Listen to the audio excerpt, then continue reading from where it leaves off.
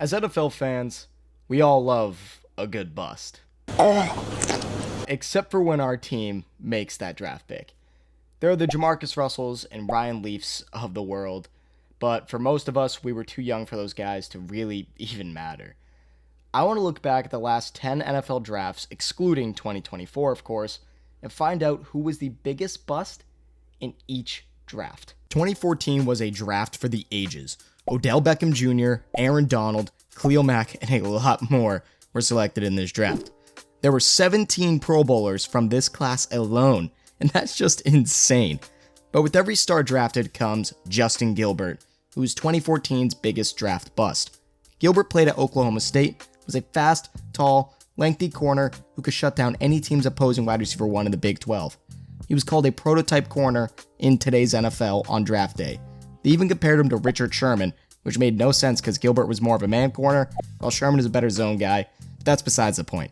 Gilbert got drafted 9th to Cleveland because of course he did, where he and Joe Hayden were supposed to be stars together. Well, only one of them was good. In 3 career seasons, he only started 3 games and got traded from Cleveland after 2 years to Pittsburgh, where Mike Kennedy wanted Pittsburgh to draft Gilbert in the first place. Justin was released after 1 season with the Steelers and would never find another NFL job. A top 10 pick lasting just 3 seasons is a premier definition of 1, being drafted by Cleveland, and 2, being the premier draft bust of your class. By the way, Johnny Manziel also qualifies here, but honestly, Gilbert is worse because he was drafted like 13 picks higher. 2015. The class of Jabu Winston and Marcus Mariota. And one, it's neither of those guys, even though they've had troubled careers. It's Kevin White, who got drafted by Chicago at pick 7 after being compared to Julio Jones.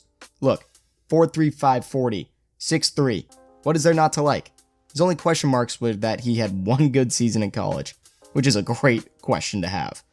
But he was seen as a physical, downfield playmaker with contested catch ability, who could also produce after the catch. Kevin White was awesome to watch that last season at West Virginia, but he never brought it to the NFL. He missed his entire rookie season and would somehow find himself on NFL rosters until 2022, catching just 28 balls for 397 yards and 0 touchdowns. I do not know how he stayed in the league for so long, after never playing more than 9 games in a season. Kevin White goes down as one of the biggest wide receiver busts of all time. Have you heard of Underdog Fantasy? Underdog is the best and easiest way to play fantasy sports. All you have to do is pick higher or lower on your favorite players' projections, and you can win up to 80 times your money in a single night. If you want to become a dog, go ahead and download the app, or go to underdogfantasy.com and use code FANATICS when you sign up. They'll match your first deposit up to $250 and give you daily special picks for your pick'em entries.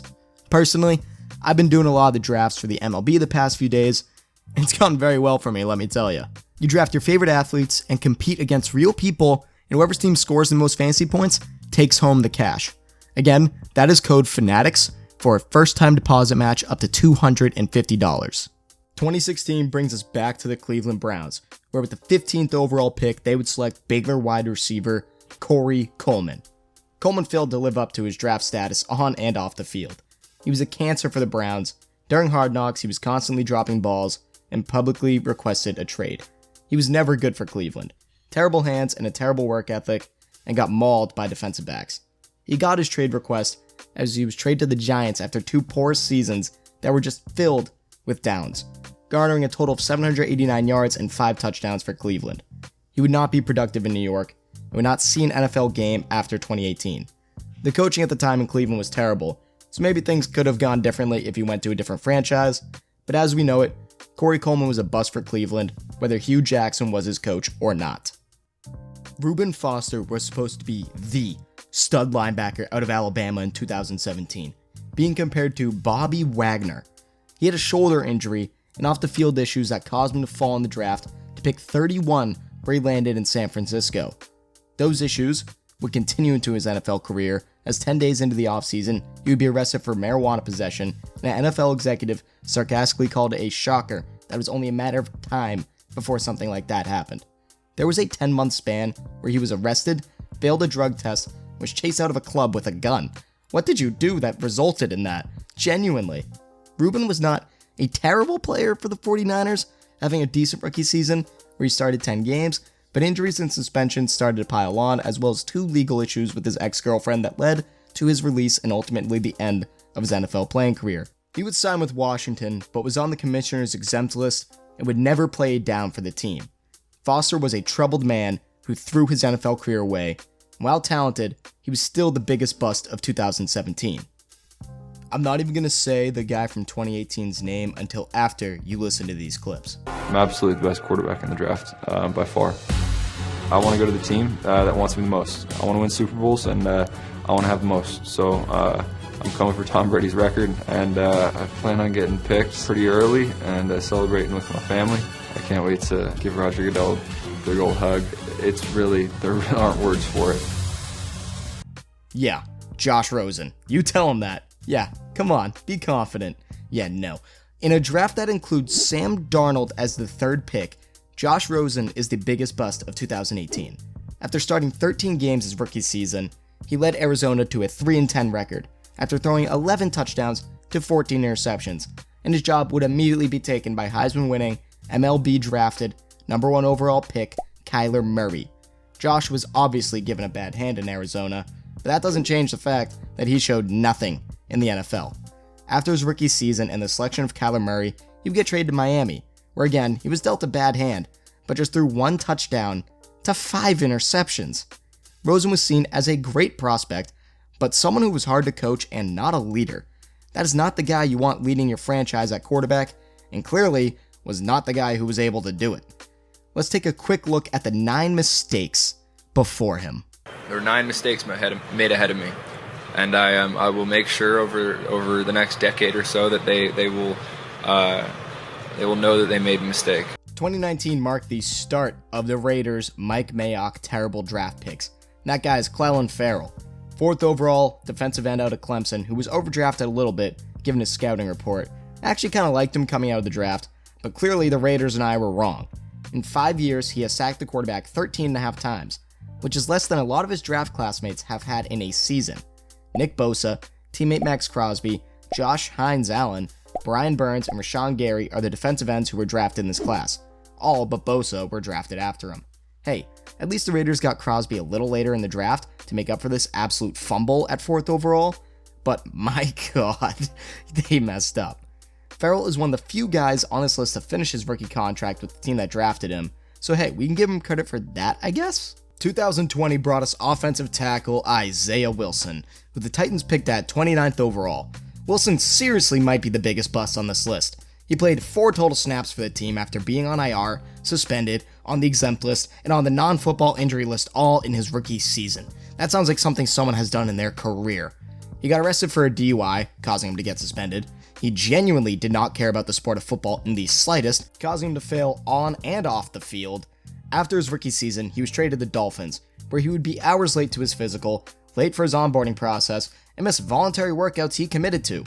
He would be released soon after arriving in Miami and would never play in the NFL again. He also got a trespassing warning, which is one of the most peculiar legal incidents I have ever seen from an NFL player. Why are you trespassing someone? Besides the point, Isaiah Wilson genuinely did not bring anything to the NFL. 2021 brings us back to the Las Vegas Raiders, where they selected offensive guard Alex Leatherwood at pick 17. Leatherwood genuinely might be the worst player on this draft class, and he lasted longer in the league than some of them. I want to preface this by saying I know Trey Lance was in this draft, and I know he's not great, but given my track record with him, we're not biased though, and honestly, how bad Alex Leatherwood has been, I think Trey Lance is the second worst player in this draft. Because Alex Leatherwood was just insane. From being drafted as high as he was at pick 17, when he was projected to be a 2nd or 3rd round pick, to how bad he actually was, it just kind of shows how Mike Mayock's front office just loved overdrafting players. Out of all 14 guards who were drafted in 2021, he had the worst PFF grade from a 1st round pick, and that includes like the 7th and 5th and 6th round guys. Keep in mind, those guys also barely played, so Leatherwood playing the full 17 games was really just that bad. He genuinely was just awful in every aspect of football. Seriously, the biggest bust of this draft. At least Trey Lance is a backup quarterback. Sure, he's not the star that I once thought he was, but he's still in the league and a backup. Leatherwood was cut after 1 year with Vegas, played 4 games in Chicago in 2022, and never played again. By the way, this draft solidified that Mike Mayock would never make another franchise selection for the Raiders. We're starting to get to the point where it's very hard to say who the biggest bust was because they are too early in their careers, but honestly, I have to put Treylon Burks for 2022. Burks was basically traded for A.J. Brown to summarize it, which makes this selection so much worse. A.J. Brown wanted a contract, the Titans didn't want to give it to him, bam, they traded him to the Eagles for this pick, and here we are. He has shown flashes in the NFL, but has missed multiple games in each of his first 2 seasons. Honestly, he just can't get real separation and struggle to stay on the field, so I just have to pick him. Evan Neal has a strong case for the spot as well, but with the Titans trading A.J. Brown and using the pick to take Burks, it makes his 665 total yards to A.J. Brown's like 3,000 look much worse. And lastly, we are in 2023. Tyree Wilson did not show much as a rookie in a stacked draft class. Was a very hyped prospect being selected by the Raiders 7th overall. Now, he is a project pick, and I understand that. I really don't want to tear into the guy as he was just a rookie and didn't start any games because he was buried on the depth chart because he was a project pick. But as the 7th overall pick, you're hoping to see more from him. He ranked 37th out of 39 out of all rookie edge defenders in pass rush grade and only had 3.5 sacks. There's still a lot of time for him to figure it out, but for now, he's the biggest bust of the 2023 NFL draft. Hey, a year from now, we can look at the guys from 2024 and wonder the same thing. I mean, saying it after one season is crazy, but sometimes you have to look at it with a bird's eye view and make tough statements. Tyree Wilson and Treylon Burks can definitely turn around this year, but Burks, honestly, probably not because he's going to be buried on the depth chart, might get cut, might be a special teamer, with Boyd and Ridley signing there, but who knows.